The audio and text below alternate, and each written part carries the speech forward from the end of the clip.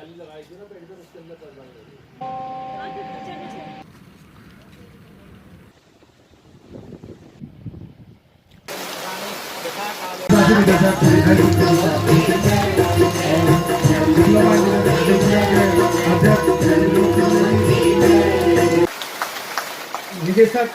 कार्मिक महोदय का स्वागत करने का कष्ट करेंगे। इसके बाद मैं आमंत्रित करता हूं एसोसिएशन के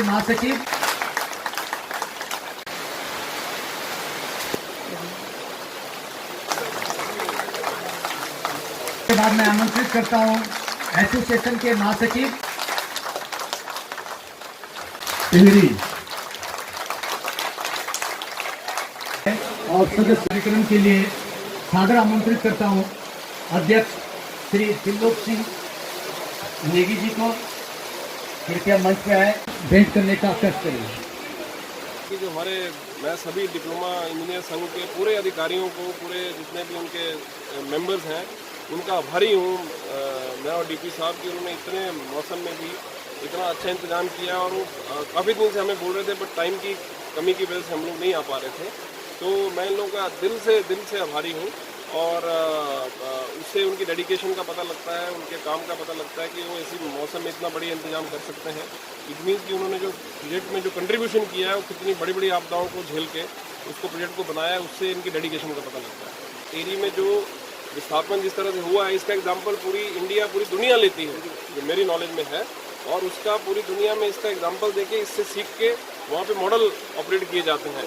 तो हमारी कल्चरल सभ्यता का सवाल है और जो जोग्राफिकल कंडीशंस हैं, क्लाइमेटिकल है, वो ऑलमोस्ट सेम ही है। तो गुप्ता साहब, मैंने एक हाइड्रो सेक्टर से ही शुरुआत की है जीवन में।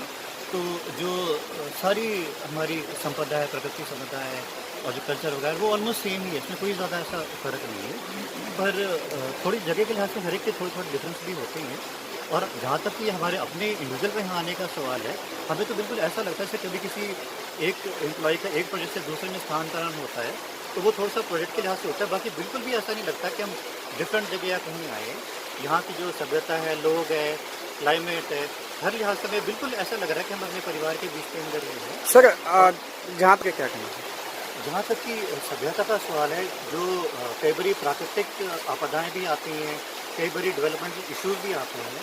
तो डिफरेंट इश्यूज़ के ऊपर, चाहे देश की नीति होती है, प्रगति की प्रदेश की नीति होती है, उसके अंदर जो हमारे उस समय के राजनेता और जो विजय रहे होंगे, उन्होंने बड़ा सोच समझ के फैसला किया होगा।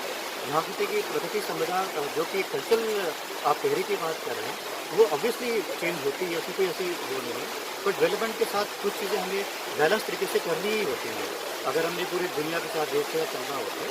और अगर किसी का कोई ज़्यादा कंपोजिशन का कोई लॉस हो कुछ हुआ, तो जैसे कि अभी हमारे डीटी साहब ने बोला ही है, अभी हम दोनों का एक महीना भी नहीं हुआ है, तो हम उसके बारे में डिटेल में देखें कुछ सर। तो निश्चित तौर पर ऐसी कोई बात होती है। सर, आखिरी सवाल, ये अभी जैसे आपसे जिक्र है कि हम दोनों का एक महीना भी नहीं हुआ है, अभी डिटेल में सारी चीज़ों को हम देखेंगे और जो भी सरकारी नियम होते हैं, जो हमारे रूल्स रेगुलेशन रहते हैं, उसका होते हुए जितना हम ज़्यादा से ज़्यादा कर सकते हैं उसका हम भरसक प्रयास करें।